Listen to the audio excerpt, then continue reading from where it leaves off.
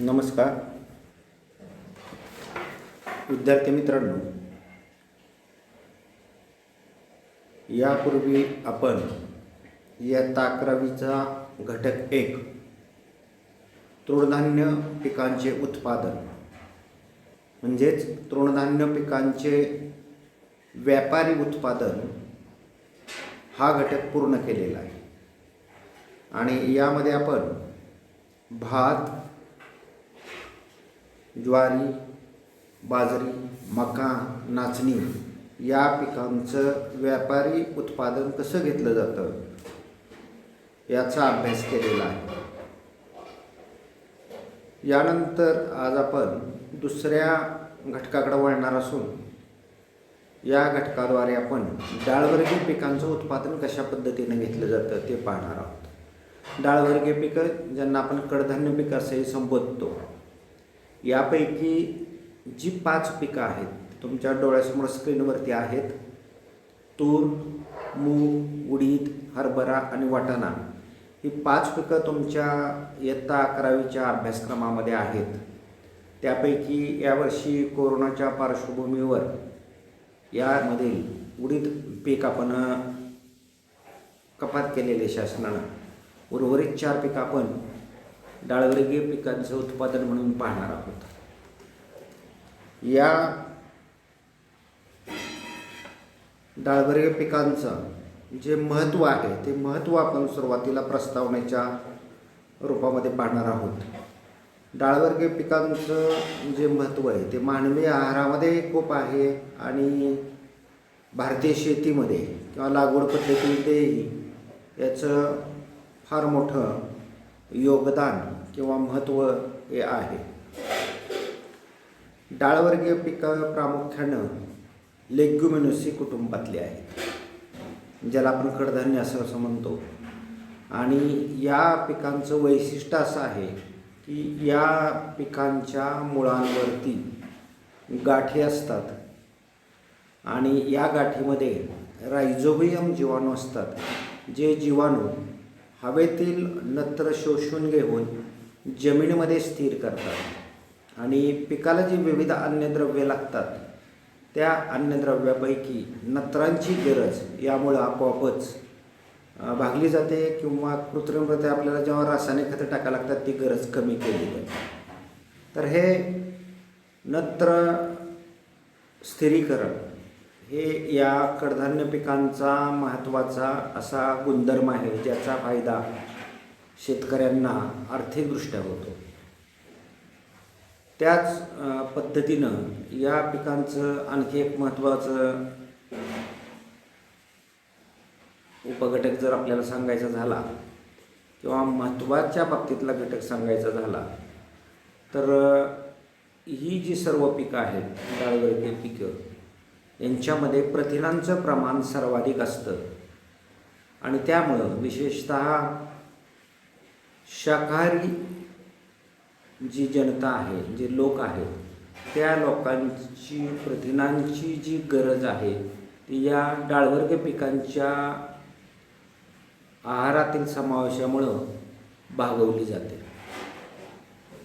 तसंच ही डाळवर्गीय पिकं जेव्हा काढणीच्या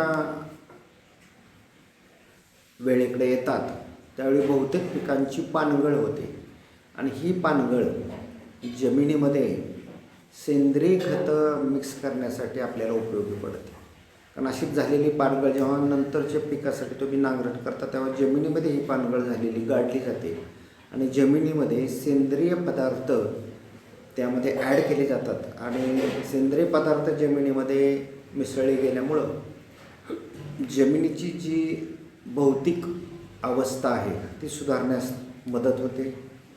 जमिनीमधील सेंद्रिय पदार्थांचं प्रमाण वाढतं, जमीन हवा खेळती राहण्यास मदत होते. यासारखे अनेक जे फायदे आहेत ते डाळवर्गीय पिकांच्या बाबतीमध्ये आपल्याला सांगता येतील. आणि साहजिकच त्यामुळं ही डाळवर्गीय पिकं जी आहेत ती पिकं पिकांच्या फेरपालटीमध्ये आणि मिश्र पीक पद्धतीमध्ये प्रमुख घटक म्हणून यांचा आपण वापर करतो, ज्याचा फायदा ह्या दोन्ही पीक पद्धतीमध्ये होतो. कडधान्याचं जे एकूण उत्पादन देशामध्ये आहे त्यामध्ये महाराष्ट्राचा वाटा जवळपास 16% आहे. हा वाटा तुम्हाला तुमच्या डोळ्यासमोर स्क्रीनवरती आता पाहायला मिळतो आहे.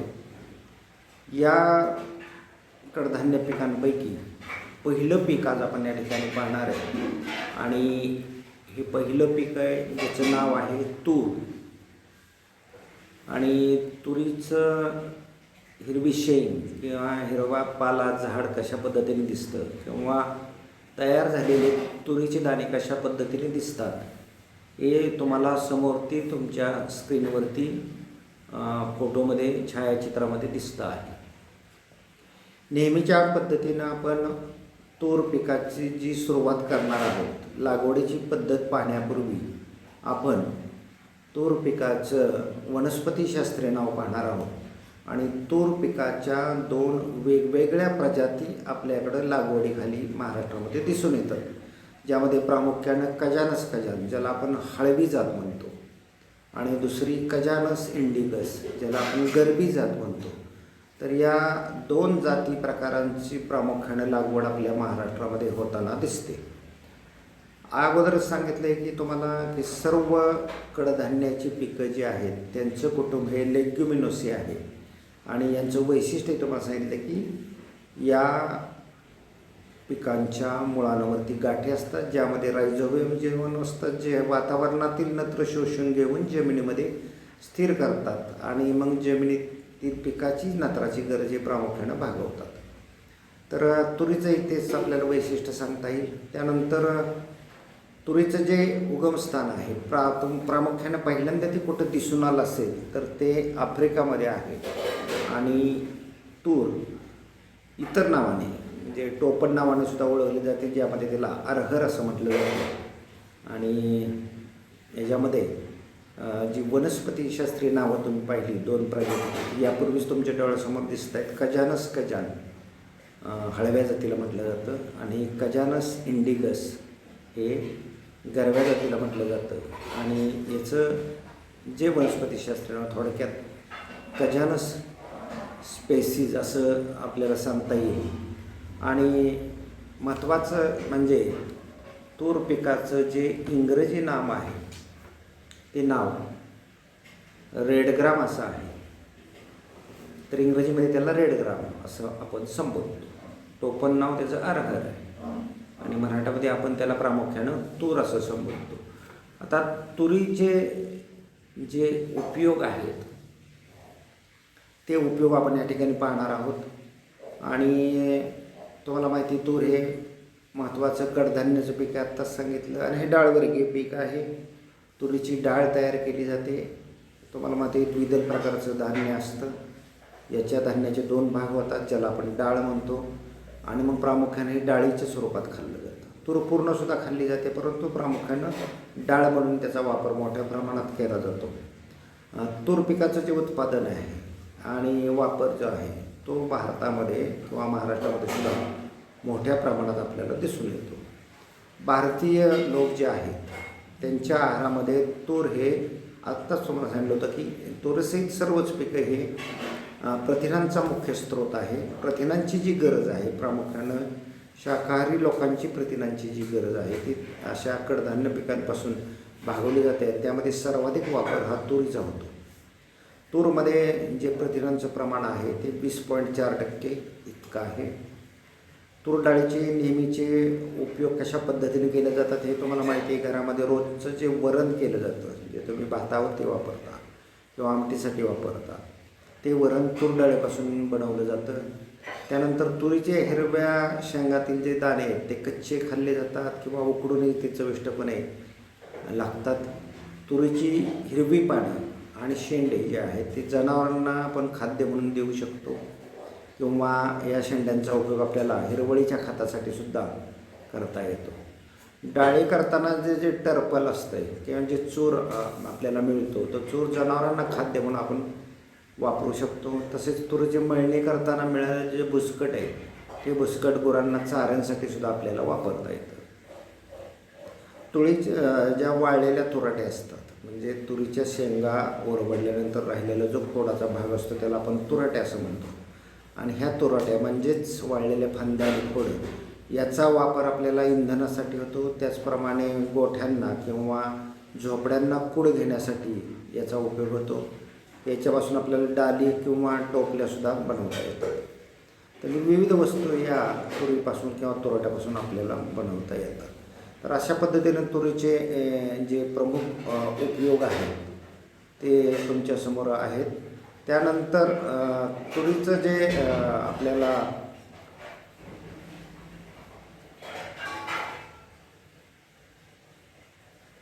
वाणाचे प्रकार या ठिकाणी आहेत, म्हणजे कोणत्या अंतरावरती आपल्याला लावायचे असतात. तर तूर हे 3 ते 4 प्रकारच्या वाणामध्ये त्याचं वर्गीकरण केलं जातं. यामध्ये प्रामुख्यानं अति लवकर येणारं वाण जे आहे ते प्रामुख्यानं 120 दिवसांमध्ये पक्वतं आणि त्याची लागवड आपण 30 बाय 10 ते 20 सेंटीमीटर इतक्या अंतरावरती करतो. म्हणजे 2 ओळीतलं अंतर आपण 30 सेंटीमीटर ठेवतो आणि 2 रोपातलं अंतर हे 10 ते 20 सेंटीमीटर ठेवतो. लवकर येणारं जे वाण आहे म्हणजे अति लवकरपेक्षा थोडंसं जास्त कालावधी पक्वतेसाठी घेणारं, जे 125 ते 150 दिवसात तयार होते आणि ज्याची लागवड प्रामुख्याने 45 ते 20 सेंटीमीटर अंतरावरती ठेवली जाते. तर त्या वाण आणि तिसरा प्रकार जो आहे तो मध्यम कालावधीत येणारं वाण, जे साधारणतः पक्वतेसाठी 155 ते 165 दिवस घेतं आणि याची लागवड आपण 60 बाय 20 सेंटीमीटर अंतरावर करतो. म्हणजे 2 ओळीत 60 आणि 2 रोपामध्ये 20 सेंटीमीटर. एकाच ओळीतल्या 2 रोपामध्ये आपण 20 सेंटीमीटर इतकं अंतर त्या ठिकाणी ठेवतो. त्यानंतर उशिरा येणारं जे वाण आहे, ज्या वाणाचा पक्वता कालावधी 165 दिवसांपेक्षा जास्त असतो, अशा वाणांसाठी जे लागवडीचं अंतर आपल्याला ठेवावं लागतं ते सर्वाधिक ठेवावं लागतं. ते 90 बाय 20 ते 30 सेंटीमीटर. म्हणजे 2 ओळीतलं अंतर हे 90 सेंटीमीटर आणि 2 रोपातलं अंतर, एकाच ओळीतल्या 2 रोपातलं जे अंतर आहे ते 20 ते 30 सेंटीमीटर याप्रमाणे आपल्याला ठेवावं लागतं. तर अशा पद्धतीनं तुरीच्या प्रजातीचे जे प्रकार आहेत ते आहेत आणि त्याच्या लागवडीचं अंतर त्याप्रमाणे आपल्याला ठेवावं लागतं. कारण जितकं उशिरा पीक निघतं तितकं ते जास्त वाढतं आणि जास्त वाढल्यामुळं त्याला जे अंतर ठेवावं लागतं तेही आपल्याला सर्वाधिक ठेवावं लागतं. बीज प्रमाण जे आहे, हेक्टरी लागवडीसाठी लागणारं जे बियांचं प्रमाण आहे ते प्रमाण आपल्याला एक प्रत्येक हेक्टरसाठी किमान रोपांची संख्या किती असावी यानुसार ते ठरवलं जातं. आणि इथं तुम्हाला दिसतंय की तुरीसाठी जी अत्यावश्यक किंवा योग्य अशी झाडांची संख्या जर पाहिली हेक्टरी तर ते 50 ते 75,000 इतके असणं आवश्यक असतं. आणि त्या दृष्टिकोनातनं मग त्याप्रमाणे आपल्याला बीज प्रमाण ठेवावं लागतं. त्यानंतर मग सांगितल्या पद्धतीने पक्वता कालावधीनुसार पिकाची वाढ कमी जास्त होते आणि त्यानुसारही आपल्याला बीज प्रमाण कमी जास्त ठेवावं लागतं. जेवढं झाडं मोठं होतं, चांगलं वाढतं, तेवढं बीज प्रमाण हे कमी राहतं. अति लवकर येणारं जे वाण आहे, जे 120 किंवा कमी दिवसामध्ये येतं, त्याचा जो बीज प्रमाण आहे किंवा बीज दर आहे तो 40 ते 45 किलोग्राम प्रति हेक्टर आहे. म्हणजे 1 हेक्टर इतकं पिकाची लागवड करायची असेल तर तुम्हाला 40 ते 45 किलोग्राम इतकं बियाणं त्या ठिकाणी लागतं. त्यानंतर लवकर येणारं वाण जे 125 ते 150 पक्व होतं त्याला अंदाजे 20 ते 25 किलोग्राम इतका बीज दर लागतो. मध्यम कालावधी येणाऱ्याला वाणासाठी प्रति हेक्टरी आपल्याला 15 किलो बियाणं वापरावं लागतं. उशिरा पकवणारं वाण म्हणजे 165 दिवसांपेक्षा जास्त कालावधीसाठी जे पीक जमिनीवरती राहतं त्या पिकासाठी बीज प्रमाण जे आहे ते 12 ते 15 किलोग्राम प्रति हेक्टर याप्रमाणे ठेवावं लागतं. मिश्र पिकासाठी आपल्याला बीज प्रमाण 6 ते 9 किलोग्राम प्रति हेक्टर याप्रमाणे ठेवावं लागतं. जेव्हा प्रमुख एकच पीक न घेता 2 वेगवेगळी पीक एकाच हंगामध्ये एका जमिनीवर आपण जेव्हा घेतो त्याला मिश्र पीक पद्धतीने, आणि जेव्हा मिश्र पीक पद्धतीनं आपण तूर पेरतो त्यावेळी त्याचं जे बीज प्रमाण आहे ते बीज प्रमाण 6 ते 9 किलोग्राम प्रति हेक्टर याप्रमाणे आपल्याला ठेवावं लागतं. म्हणजे सर्वात कमी प्रमाण हे मिश्र पीक पद्धतीसाठी आपण या ठिकाणी वापरतो. बीज प्रक्रियेच्या बाबतीत सांगायचं झालं तर सुरुवातीलाच मी तुम्हाला सांगितलं होतं की हे जे पीक आहे तूर पीक हे कडधान्याचं पीक आहे. याच्या मुळावरती गाठी असतात आणि या गाठींचं प्रमाण वाढवून त्यामधील रायझोबियम जीवाणूंचं जर प्रमाण वाढवायचं असेल तर त्यासाठी तुम्हाला रायझोबियम कल्चर जे आहे त्या कल्चरची, ज्याला आपण जीवाणू संवर्धन असं मराठीमध्ये म्हणतो, त्याची प्रक्रिया पेरणीपूर्वी बियाला द्यावी लागते. अंदाजे 10 किलो बियासाठी 250 ग्रॅम इतकं रायझोबियम जीवाणूचं जे पाकिट आहे ते पाकिट आपण या ठिकाणी बीज प्रक्रियेसाठी वापरतो, ज्यामुळं मुळांवरील गाठींचं प्रमाण वाढवून रायझोबियम जीवाणूंचं प्रमाण वाढतं आणि त्यामुळं नत्र स्थिरीकरणाचं प्रमाणही वाढवलं जातं. बियांची चांगली उगवण व्हायची असेल आणि बुरशीजन्य रोग जसे की मर यासारख्या रोगांपासून संरक्षण करायचं असेल तर बियाला काही प्रक्रिया कराव्या लागतात, बुरशीनाशकाची किंवा इतर काही प्रक्रिया कराव्या लागतात. यामध्ये ट्रायकोडर्मा वायरिडी 4 ग्रॅम आणि थायरम 3 ग्रॅम यांची प्रक्रिया जर तुम्ही केली तर मर रोगांपासून बचावासाठी याचा आपल्याला उपयोग होतो. करपा रोगाचं नियंत्रण करायचं असेल तर त्यासाठी मेटॅलॉक्झिल आणि ट्रायकोडर्मा वायरिडीची प्रक्रिया आपल्याला या ठिकाणी करता येते. तसंच 10 किलोग्राम बियास आत्ता सांगितल्या पद्धतीनं 250 ग्राम इतकं जीवाणू संवर्धक वापरून जर तुम्ही प्रक्रिया केली, त्याबरोबर 250 ग्राम स्फुरद विरघळण जीवाणू तुम्ही जर त्याला गुळाच्या द्रावणातून चोळून पेरणीपूर्वी जर बियाला वापरले प्रक्रियेसाठी तर आपल्याला नत्र स्थिरीकरणासाठी त्याचा प्रामुख्याने मोठ्या प्रमाणात उपयोग होतो. इथे एक कॅप्शन तुमच्या डोळ्यासमोर येतो आहे आणि तो कॅप्शन म्हणजे जे संशोधन झालेलं आहे त्या संशोधनाने ते असं दिसून आलं आहे की अधिक अंतरावर तूर पेरली तर उत्पन्न जास्त मिळतं आणि हे अंतर जे तुम्हाला तुमच्या डोळ्यासमोर दिसतं जवळपास दुप्पट आहे नियमित ह्याच्यापेक्षा. 180/30 किंवा 90/60वर जर पेरणी केली तर त्याच्यामध्ये आपल्याला मोठ्या प्रमाणात उत्पादन मिळतं आणि मधल्या जागेमध्ये आपल्याला आंतरपीकही त्या ठिकाणी घेता येतं. आंतरमशागत म्हणजे काय, आपण आता यापूर्वी 5 पिकात शिकलेलो आहोत, तुम्हाला माहिती झालेलं आहे. उभ्या पिकामध्ये किंवा पीक पेरल्यानंतर जी मशागत केली जाते त्याला आपण आंतरमशागत म्हणतो, ज्याच्यामध्ये प्रामुख्यानं आपल्याला तण नियंत्रणाचा विचार करावा लागतो. तर तूर पिकाची वाढ सुरुवातीला फारसा अवकाश होते, पेरणीपासून 60 दिवसापर्यंत. त्यामुळं तुरीचं पीक हे तणमुक्त ठेवणं गरजेचं असतं आणि मग त्यासाठी पेरणीपासून 20 ते 25 दिवसाच्या अंतराने आपल्याला 2 ते 3 कोळपण्या कराव्यात किंवा 1 ते 2 वेळा खुरपण्या करून तणांचं आपल्याला नियंत्रण करता येतं. कोळपणी केल्याने जमीन भुसभुशीत राहते आणि त्यामध्ये जमिनीत हवाही खेळती राहते. त्या दृष्टिकोनातून कोळपणी किंवा खुरपणी करणं जास्त महत्त्वाचं असतं. तसंच या पद्धतीनं कोळपणी केल्यामुळं जमिनीमध्ये जशी हवा खेळती राहते तशी जमिनीमध्ये पाणी मोठ्या प्रमाणात मुरतं आणि बाष्पीभवनाचा वेगही कमी होतो आणि या प्रक्रियेत निघालेल्या मातीचा उपयोग त्या पिकाच्या बुडाला माती लावण्यासाठी आपल्याला करता येतो आणि त्यामुळे हे कोळपणी करणं हे सर्वाधिक आपल्याला फायद्याचं असतं.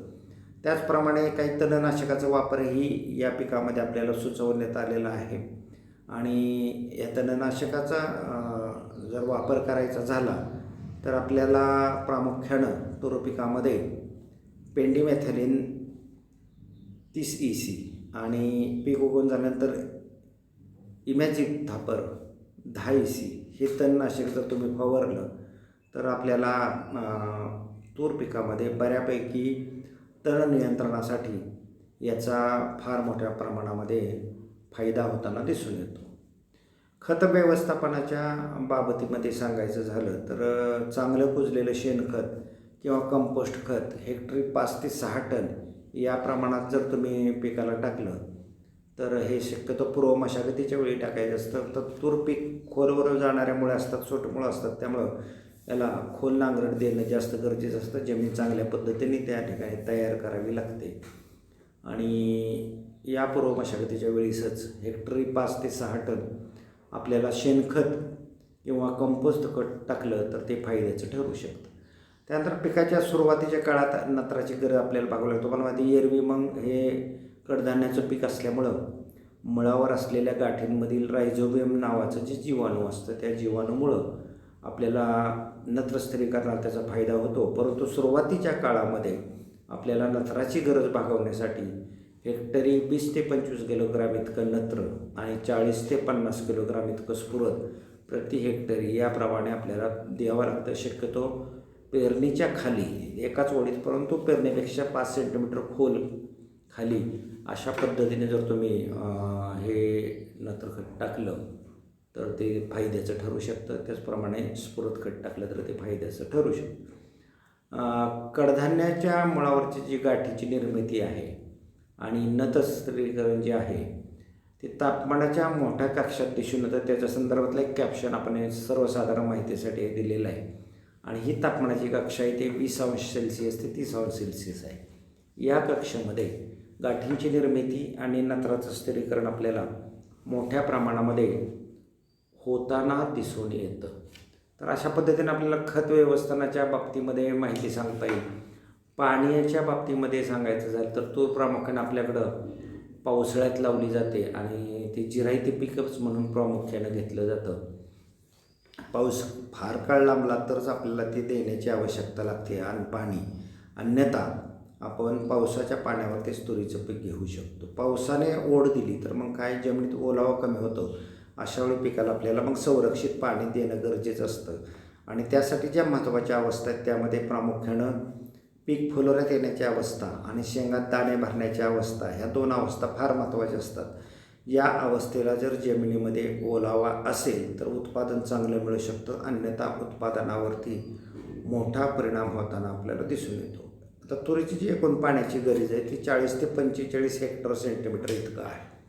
1 हेक्टर सेंटीमीटर पाणी म्हणजे 1 हेक्टर इतक्या क्षेत्रासाठी 1 सेंटीमीटर खोलीपर्यंत जे पाणी दिलं जातं त्याला आपण 1 हेक्टर सेंटीमीटर पाणी म्हणतो. आणि असं 40 ते 45 हेक्टर सेंटीमीटर पाणी तुरीच्या जीवनामध्ये प्रामुख्याने आपल्याला तुरीसाठी द्यावं लागतं. तुरीचे जे विविध वाण आहेत किंवा जाती आहेत जे आपल्याकडं प्रामुख्यानं लागवडीसाठी वापरले जातात त्याची यादी आपण या ठिकाणी तुम्हाला माहिती आहे की आपल्याकडं प्रामुख्यानं या अभ्यासक्रमामध्ये जातींची माहिती खोलवरती तुम्हाला नाही तर फक्त लागवडीसाठी ज्या जाती वापरल्या जातात किंवा जे वाण वापरलं जातं त्यांची नावं तुम्हाला माहीत असणं अपेक्षित असतं. आणि त्या दृष्टिकोनातनं जर महाराष्ट्रामध्ये प्रामुख्याने आपण विचार केला तर ICPL 87 ज्याचं नाव प्रगती आहे किंवा ICPL 151 ज्याचं नाव जागृती आहे किंवा एकरी 8811 कोकणतूर, विपुला, राजेश्वरी, आणि त्यानंतर BSMRच्या अनेक जाती 853 असेल, 736 असेल, BDN 1 किंवा BDN 2, BDN 708 किंवा ICPH 8 अशा काही प्रमुख जाती आहेत. दरवर्षी शेकडोनी जाती तयार होतात वेगवेगळ्या कंपनीमार्फत आणि त्या बाजारात येत असतात. काही निवडक तुमच्या माहितीसाठी म्हणून या ठिकाणी आपण जातीची नावं देण्याची जी प्रथा आहे त्या प्रथानुसार तुम्हाला या ठिकाणी काही जातींची नावं इथं पाठ्यपुस्तकामध्ये मी दिलेली आहेत. पीक संरक्षणाचा जर विचार करायचा झाला तर तुरीवर जे प्रमुख किडी कीटक आणि रोग यांचा प्रादुर्भाव होतो त्यामध्ये प्रामुख्यानं तुरीला मावा, फुलकिडे, तुडतुडे आणि पाणी गुंडाळणारी अळी, त्याचप्रमाणे घाटे अळी आणि पिसारी पतंगाची अळी, शेंगावरील माशी यासारख्या प्रमुख किडी कीटकांचा त्या भागानुसार प्रादुर्भाव होताना दिसतो. अर्थात सर्वांचा एकाच वेळी प्रादुर्भाव होतो असं काही नाही. प्रत्येक विभागामध्ये हवामानानुसार, लागवडीच्या वेळेनुसार कमी जास्त प्रमाणामध्ये प्रामुख्यानं ह्या 5-6 किडींचा तुरीवर प्रादुर्भाव होताना आपल्याला महाराष्ट्रामध्ये दिसून येतो. यामध्ये महाराष्ट्रामध्ये ज्या प्रमुख किडी तुरीवर पडताना दिसतात त्यामध्ये जी प्रमुख कीड आहे ती आहे घाटे अळी. आणि ही अळी काय करते, शेंगांना छिद्र पडते आणि आतमध्ये स्वतःचा शरीराचा भाग खूप असते आणि मग आतली दाणे खाते. तसेच कोवळ्या कळ्या आणि फुलंसुद्धा ती अगोदर खाते. कोशावस्था जमिनीत तुरटल्या किंवा शेंगाच्या टरफलावरती याची पूर्ण वाढ होते. अशा पद्धतीनं घाटे अळी जी आहे ती घाटे अळी आपल्याला तुरीच्या पिकाला नुकसान देताना आपल्याला दिसून येते. घाटे अळीचं जर नियंत्रण तुम्हाला करायचं असेल तर घाटे अळीसाठी जमिनीची खोल नांगरणी करायची, ज्यामुळं किडींचे जे पहिले कोश असतात ते जमिनीवर तयार येतात आणि मग हे जे कोश आहेत हे कोश पक्षी त्यांच्या चोचून घेऊन जातात किंवा सूर्याच्या उष्णतेने तापून यांचा नाश होऊ शकतो. तर ही एक प्रतिबंधित उपाय म्हणून आपल्याला जमिनीचे खोल नांगरट करणे आणि पलटी नांगरणी करणे हे जास्त फायद्याचं ठरू शकतं. हेक्टरी 20 ते 25 फेरोमोन सापळे जर तुम्ही बसवले तर त्यामध्ये पतंग अडकतात आणि त्याचाही आपल्याला या किडीच्या नियंत्रणासाठी फार मोठ्या प्रमाणात उपयोग होताना त्या ठिकाणी दिसून येतो. तसेच 5-6 प्रकाश सापळे आपण त्या ठिकाणी लावू शकतो. फेरोमोन सापळ्याबरोबर प्रकाश सापळे आपल्याला लावता येतात. तूर पिकात ज्वारी पिकाची काही बी मिसळून पेरणी केली तर ज्वारीच्या ताटावर हे पक्षी बसतात आणि नंतर मग ते बसल्या ठिकाणी थोडंसं झाडावरती वावर करून त्या आळ्या ज्या आहेत घाट्या आळ्या त्या आळ्या खाऊन टाकतात. तर अशा पद्धतीनं पक्षी बसण्यासाठी टी आकाराचे लाकडी जे स्टँड आहेत ते लाकडी स्टँड पक्ष्यांच्यासाठी आपण वेगवेगळ्या ठिकाणी लावू शकतो की जेणेकरून पक्षी त्या ठिकाणी येतील आणि त्या आळ्या खाऊन त्यांचा नायनाट करू शकतील. 500 ग्रॅम बार्सिलिन थुरिंजियासिस बीटी जीवाणू पावडर जी आहे 500 लिटर पाण्यात जर तुम्ही हेक्टरी मिसळून फवारली तरीही या घाट्याळीच्या नियंत्रणासाठी त्याचा आपल्याला प्रामुख्यानं उपयोग होताना दिसून येतो. तसंच वेबेरिया बॅसियाना किंवा निमोरिया रिले या कीटक परजीवी जे वस्तू आहेत त्या परोपजीवी मित्र बुरशी ज्या आहेत त्या मित्र बुरशी या किडीच्या नियंत्रणासाठी आपण वापरू शकतो. या ठिकाणी तुम्हाला एक कॅप्शन दिलेलं आहे आणि त्या कॅप्शनमध्ये काय म्हटलं बघा की घाटे अळीने आर्थिक नुकसानाची पातळी ओलांडल्यास नियंत्रणाचे उपाय करायचे असतात. एक अळी प्रति 1 ते 2 रोप किंवा 5 ते 10 कीडग्रस्त शेंगा किंवा फेरोमोन सापळ्यात सतत 2 ते 3 दिवस 8-10 पर्यंत जर पतंग सापडणे यापैकी एक पीक जर लक्षण दिसलं तर आपल्याला नियंत्रणाचे उपाय जोरात त्या ठिकाणी सुरू करावे लागतात. म्हणजे नियंत्रण उपायासाठी जी लक्षणं असतात ती या कॅप्शनमध्ये आपल्याला दिलेली आहेत. तर तुरीचं पीक अशा पद्धतीनं आपल्या दृष्टीनं एक फार महत्त्वाचं पीक आहे ज्याची लागवड मोठ्या प्रमाणात आपल्याकडे होते आणि ज्याचा वापरही महाराष्ट्रीयन लोकांच्या आहारात प्रामुख्याने वरणाच्या आणि आमटीच्या स्वरूपात मोठ्या पद्धतीनं होतं. तुरीच्या डाळीपासून अनेक पदार्थसुद्धा आपण ते जे डाळीचं पीठ करून त्यापासून करू शकतो. तूर जसे आपण पूर्ण स्वरूपात तुरीचे दाणे खातो तसे डाळीच्या स्वरूपात ते खातो.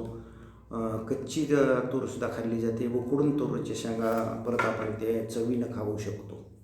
अशा पिकाच्या ह्या पिकावरती जे प्रमुख किडीमध्ये प्रामुख्याने ज्या किडी आहेत त्यामध्ये जी महत्त्वाची कीड होती ती आत्ता आपण पाहिली ती म्हणजे घाटे अळी. त्यानंतर दुसरी जी कीड किंवा कीटक ह्याच्यामध्ये प्रामुख्याने प्रादुर्भाव करताना दिसतो तो म्हणजे पिसारी पतंगाची अळी. आणि पिसारी पतंगाची अळी जी आहे ती फुले आणि शेंगा पोखरते आणि आतील बियाणं खाते. आणि मादी पतंग काय करते की अंडी पाने फुले आणि शेंगावर घालते. कोश अळीसारखे दिसणारे आणि शेंगाचे टरफल किंवा तुरट्यांवरती आपल्याला दिसून येतात. तर या पिसारी पतंगाच्या अळीचं जर आपल्याला नियंत्रण करायचं असेल प्रामुख्यानं तर त्या किडीच्या नियंत्रणासाठी आपल्याला फवारण्या द्याव्या लागतात विविध औषधांच्या. ह्याच्यामध्ये प्रामुख्यानं पहिली जी फवारणी आहे ते फुलकळ्या लागण्याच्या अवस्थेला आपल्याला द्यावी लागते. त्यानंतर दुसरी फवारणी जे 50% फुलोऱ्यात जेव्हा पीक येतं त्यावेळी ती द्यायची असते. आणि तिसरी जी फवारणी आहे ती शेंग पोसण्याच्या अवस्थेमध्ये द्यायची असते. नाही फवारण्या कशा द्यायच्यात एक तर 5% निंबोळी अर्काची फवारणी तुम्ही देऊ शकता. परोपजीवी जी मित्र बुरशी आहे विवेरिया बॅसियाना किंवा निमोरिया रिले आणि रासायनिक तणामध्ये आपल्याला रासायनिक नियंत्रणामध्ये आपल्याला क्लोरोपायरिफॉस किंवा 40% प्रोफेनोफास यापैकी कोणत्याही एका रसायनाचा वापर जर तुम्ही केला तर या पिसारी पतंगाची जी अळी आहे त्या अळीचा नियंत्रणासाठी आपल्याला फार मोठ्या प्रमाणात त्याचा उपयोग होतो. सुरुवातीला जी तुम्हाला नावं सांगितली इतर किडी कीटकांची, मावा, तुडतुड्याने, फुलकिडे, ह्या सगळ्या पेशीरस शोषणाऱ्या किडी आहेत. पानातील पेशीरस ह्या शोषून घेतात आणि यांच्यापासून प्रामुख्यानं भविष्यात विषाणूजन्य रोग जे आहेत त्या रोगांचा प्रादुर्भाव तुरीच्या पिकावरती आपल्याला वाढताना दिसून येतो. म्हणून यांचं योग्य प्रतिबंध अगोदरच करणं आपल्याला गरजेचं असतं. या किडी कोवळ्या पानांच्या खालील बाजूस प्रामुख्याने दिसून येतात आणि त्यांच्या विष्ठेमध्ये शर्करा पदार्थ जास्त असल्यामुळं पानावर काळी बुरशीची वाढ झालेली सुद्धा बऱ्याच वेळा आपल्याला दिसून येते आणि या किडींच्या प्रादुर्भावामुळं पानातून जी प्रकाश संश्लेषण क्रिया चालते ती बंद होते, त्यामुळं किंवा कमी पडते, त्याच्यावरती परिणाम होतो आणि त्यामुळं पिकाच्या वाढीवरती प्रामुख्यानं परिणाम होतो आणि अशी वाढ खुंटल्यानंतर नॅचरली त्या पिकाचं जे एकूण मिळणारं उत्पादन आहे त्या उत्पादनावरतीही आपल्याला परिणाम होताना या ठिकाणी दिसून येतो. मावा, तुडतुडे आणि फुलकिडे जे आहेत या सर्व प्रकारचे जे रस शोषणारे किडी कीटक आहेत यांचं जर नियंत्रण करायचं असेल तुम्हाला तर त्या नियंत्रणासाठी आंतरप्रवाही पोटविष प्रकारची जी कीटकनाशकं असतात त्यांची फवारणी प्रामुख्यानं आपल्याला यावरती पिकावरती करावी लागते. त्यामध्ये प्रामुख्यानं फास्फोमिडॉन असेल, इमिडायक्लोरोप्रिड असेल, थायमॅथॉक्झिन असेल, वर्सिसिलियम लेकॅनी नावाची जी परोपजीवी मित्र बुरशी आहे ते वर्टिसिलियम लेकॅनीची सुद्धा आपण वापर या किडीच्या नियंत्रणासाठी करू शकतो. साधारणतः 1 किलो बुरशी संवर्धकाची जी पावडर आहे 5 लिटर पाण्यात मिसळून 200 ग्राम त्याच्यामध्ये गूळ मिसळून आपण रात्रभर भिजत ठेवली तर त्याची कार्यक्षमता वाढण्यामध्ये मदत होते. आता पुढची जी महत्त्वाची कीड जी या पिकावर प्रामुख्यानं आपल्याला प्रादुर्भाव करताना दिसून येते ती म्हणजे शेंगावरील माशी. आता ही शेंगावरील माशी चमकदार असते, काळी असते आणि आकाराने लहान असते आणि ही माशी प्रामुख्याने शेंगांमध्ये अंडी घालते आणि मग अळी काय करते की आतील दाणे खाते, शेंगातील दाणे खाते आणि या किडी कीटकाचा जो प्रामुख्यानं प्रादुर्भाव होतो तो प्रादुर्भाव जे उशिरा पेरणी केलेलं जे पीक असतं तुरीचं त्यावरती मोठ्या प्रमाणामध्ये आपल्याला दिसून येतो किंवा अशा पद्धतीचं जे पीक आहे ते पीक प्रामुख्यानं आपल्याला मोठ्या प्रमाणामध्ये प्रादुर्भावित झालेलं दिसतं की ज्याची लागवड आपण नियमित वेळेपेक्षा थोडीशी उशिरा करतो.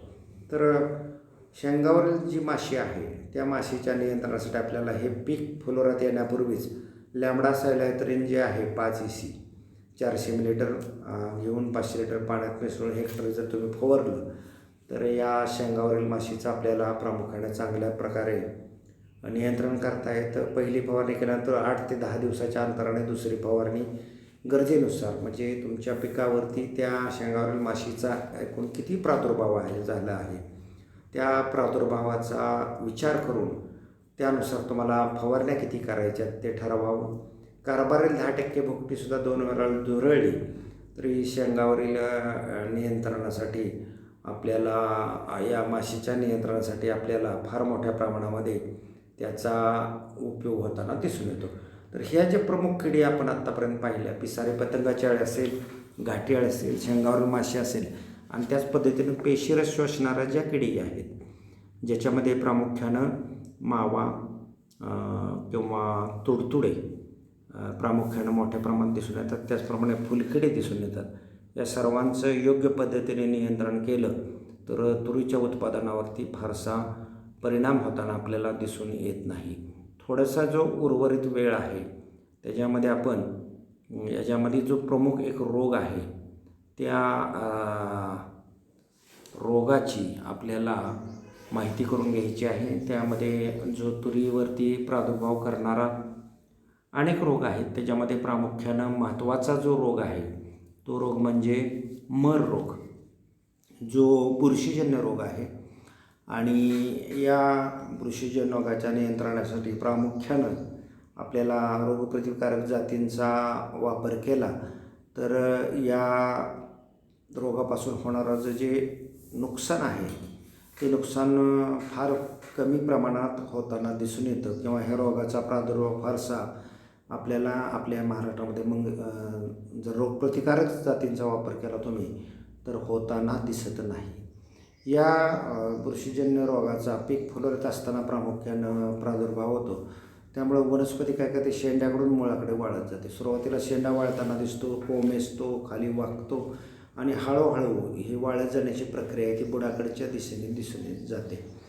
खोडाचा जर तुम्ही उभा छेद घेतला म्हणजे अशा प्रकारे मर रोगाचा प्रादुर्भाव झालेल्या वनस्पतीचं जर खोड कापलं आणि त्याचा जर तुम्ही उभा छेद घेतला तर मधला भाग तुम्हाला तपकिरी काळा पडलेला दिसतो आणि ह्या लक्षणावरनं तुम्हाला ओळखता येतं की याच्यावरती तुरीवरती आपल्याला मर रोगाचा प्रादुर्भाव मोठ्या प्रमाणामध्ये झालेला आहे। मर रोगाचा प्रादुर्भाव प्रामुख्यानं मोठ्या प्रमाणात जमिनीतून आपल्याला दिसून येतो। तर मर रोगाचं मगाशीच मी तुम्हाला नियंत्रणाची जी प्रमुख पद्धत सांगितली होती ती प्रमुख पद्धत म्हणजे रोगप्रतिकारक वाण्याचा जर तुम्ही वापर त्या ठिकाणी केला किंवा जातीचा जर तुम्ही वापर या ठिकाणी केला तर मर रोगांचा प्रादुर्भाव फार मोठ्या प्रमाणात आपल्याला दिसून येत नाही। मर रोगाचं नियंत्रण करायचं असेल तर पिकाची योग्य फेरपालट करणं सुद्धा गरजेचं असतं।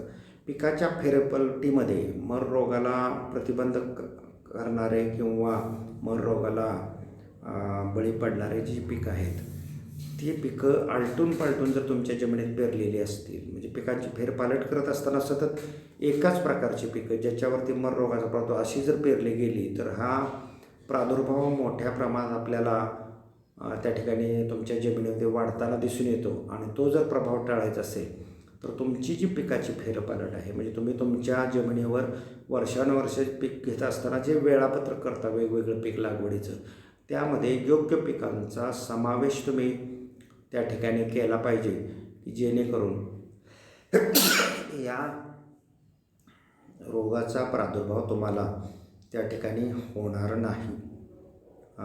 बाधित क्षेत्रामध्ये साधारणतः 3 ते 4 वर्ष तुरीचं पीक घेऊ नये म्हणजे हा रोग पुढं मल्टिप्लाय होत नाही म्हणजे त्याचं वाढ मोठ्या प्रमाणात होत नाही। तर अशा पद्धतीनं मर हा या पिकावरील प्रमुख रोग आहे। बाकीची जी माहिती आपल्याला पाहिजे तुरीची ती आपण पुढच्या व्याख्यानामध्ये साधारणतः पाहूया। तूर हे महत्त्वाचं कडधान्याचं पीक महाराष्ट्रामध्ये असल्यामुळं ज्याचा वापर किंवा लागवड मोठ्या प्रमाणावर होत असल्यामुळं आपण आपल्या अभ्यासक्रमामध्ये ते सुरुवातीला शिकतो आहोत। तुरीबरोबरच हरभरा किंवा वाटाणाही आपल्याकडे मोठ्या प्रमाणात दिसून येतो। तर कोरडवाहू भागामध्ये उडीद आणि मूग आपल्याला जास्त प्रमाणामध्ये लागवड होताना दिसून येते। मराठवाडा आणि इतर जो भाग आहे जिथं प्रामुख्यानं कोरडवाहू शेती केली जाते त्या ठिकाणी मूग उडीद यासारख्या पिकांची लागवड मोठ्या प्रमाणामध्ये आपल्याला होताना दिसून येते। ही सर्व पिकं जी आहेत ही पिकं कमी पाण्यावरती येणारी पिकं आहेत, त्याला फारसं पाणी लागतं। तुरीला हरभऱ्याला मूग उडदाला पाणी फारशा प्रमाणात लागत नाही। यातली बहुतांशी पिकं ही तूर मूग उडीद जर पाहिलं तरी खरीपामध्ये त्यांची लागवड आपण करू शकतो। वाटाणा हरभऱ्याची लागवड प्रामुख्यानं रब्बी हंगामात आपण होताना तुम्हाला दिसते कारण हे त्यांना कमी तापमान लागतं, थंडी लागते, त्यामुळे ही पिकं हरभरा आणि वाटाणा प्रामुख्यानं रब्बी हंगामात आपण घेतो। इतर पिकं जे आहेत ज्यांना दमट हवामान लागतं त्यामध्ये प्रामुख्यानं तुरीचा जर समावेश होतो तो तूर पीक आपण खरीपामध्ये एक कडधान्याच्या पिकापैकी हे पीक घेऊ शकतो। असंख्य पिकं या डाळवर्गीय गटामध्ये आहेत, परंतु तुमच्या इयत्ता 11वीच्या अभ्यासक्रमामध्ये तुमच्या स्क्रीनवर जे दिसते ह्यानुसार एकूण 5 पिकांचा समावेश आपण या ठिकाणी केलेला आहे। विद्यार्थी मित्रांनो जवळपास आता 40 मिनिटाचं व्याख्यान या ठिकाणी झालेलं आहे। आजच्या तासाचं जे उर्वरित 5 मिनटं आहेत ती 5 मिनटं आपण आपल्या ऑनलाईन परीक्षेसाठी वापरणार आहोत। नेहमीप्रमाणे आपल्याला गळेल जागा अथवा चुकी बरोबर या प्रकारचे प्रश्न या ठिकाणी मी 5 मार्काचे देणार आहे। आजच्या परीक्षेसाठीचा जो कोड क्रमांक आहे तो 50 असेल. 50 कोड वापरून तुम्ही आजची परीक्षा द्यायची आहे. पुढील व्याख्यानापर्यंत नमस्कार.